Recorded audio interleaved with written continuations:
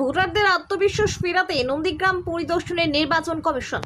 আমাদের চ্যানেলে সম্প্রচারিত বক্তার বক্তব্য নিজস্ব মতামত, এর জন্য চ্যানেল কর্তৃপক্ষ দায়ী নয়। এই চ্যানেলে প্রকাশিত প্রতিটি অনুষ্ঠান কোনোভাবে ক্ষতিকারক বা অবৈধ কার্যকলাপ প্রচার করে না। এখানে সম্প্রচারিত প্রত্যেকটি অনুষ্ঠান শিক্ষামূলক উদ্দেশ্য নিয়েই তৈরি।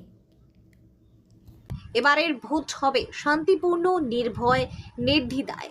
ভোটাররা ভোট দিতে পারবেন, নিজের পছন্দ মতো প্রার্থীদের ভোট দেবেন ভোটাররা। এদিন নির্বাচন কমিশন নন্দীগ্রাম বিধানসভার চিল্লো গ্রামে গিয়ে ভোটারদের আশ্বস্ত করলেন রাজ্য নির্বাচন কমিশনের সিইও মনোজ কুমার আগরওয়াল। পূর্ব মেদিনীপুর জেলা শাসকের দপ্তরে সর্বদলীয় বৈঠক সেরে সোজা নন্দীগ্রাম যান মনোজ কুমার আগরওয়াল। 2021-এর বিধানসভার ভোট পরবর্তী হিংসায় নন্দীগ্রামের যে সমস্ত এলাকায় সন্ত্রাস হয়েছিল সেই এলাকাতেই যান মনোজ বাবু। এলাকার মানুষদের সাথে কথা বলেন, তাদের ভোটের সময় ঠিক কী কী সমস্যা হয় তিনি জানতে চান। এলাকার মানুষ ভোটের আগে ও ভোটের দিন এবং ভোট পরবর্তী সময় সন্ত্রাসের কথা তুলে ধরেন।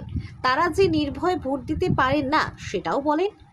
রাজ্য নির্বাচন কমিশনের সিইও মনোজ কুমার আগরওয়াল জানান, কোনো রকম সমস্যা হলে তৎক্ষণাৎ নির্বাচন কমিশনে জানাতে। তাছাড়া এবারে কড়া নিরাপত্তার ব্যবস্থা করা হয়েছে, মানুষ যাতে নির্ভয়ে নিজের ভোট দিতে পারেন সেই ব্যবস্থা করেছে নির্বাচন কমিশন। অতএব এবারের ভোট শান্তিপূর্ণভাবে হবেই, এমনটাই আশাবাদী মনোজ কুমার আগরওয়াল। পাশাপাশি বেশ কয়েকটি ভোট গ্রহণ কেন্দ্রেও ঘুরে দেখেন তিনি। তবে মনোজ বাবু কি বলছেন শুনুন। যেটা অভিযোগ আছে এই জন্য আমরা এলাম। আমি এখানে আজকে পূর্ব মেদিনীপুরে যেটা আছি জেলা শাসকের সঙ্গে যেখানে যেখানে নিয়ে যাচ্ছেন আমি যাচ্ছি। যেখানে আগে সন্ত্রাস হয়েছিল या কিছু মারপিট হয়েছিল या ভয় দেখানো হয়েছিল ওসব এলাকাতে আমরা যাচ্ছি।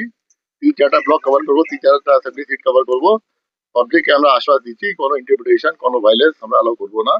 যে আগে কেস হয়েছিল ওসব অ্যাকশন হবে। অ্যান্ড যেটা আছে এখানে রেসপন্সিবিলিটি ওসি রেসপন্সিবিলিটি আছে দেখার জন্য কি কোনো সন্ত্রাস হবে না, কিছু হবে না।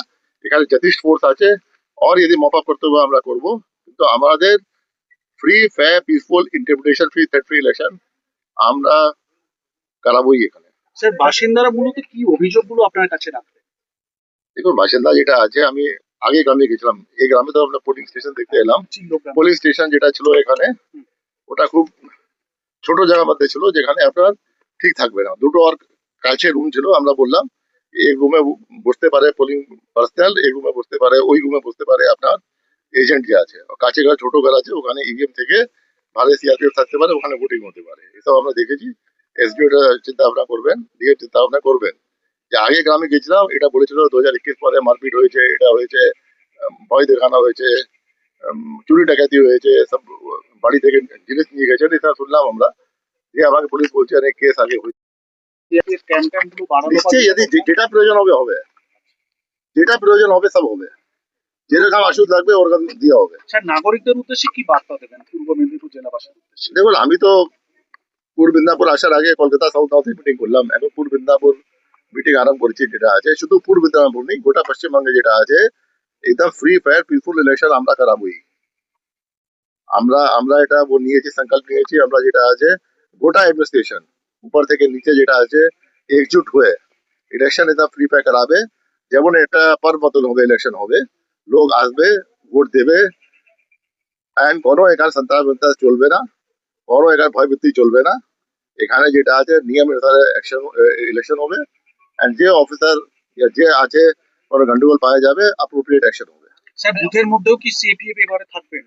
বুথের মধ্যে তো সিএপিএফ থাকে না। বুথের মধ্যে মিনিং কি আছে? যেখানে আপনার ভোটিং মেশিন থাকে ওখানে সিএপিএফ থাকতে পারে না।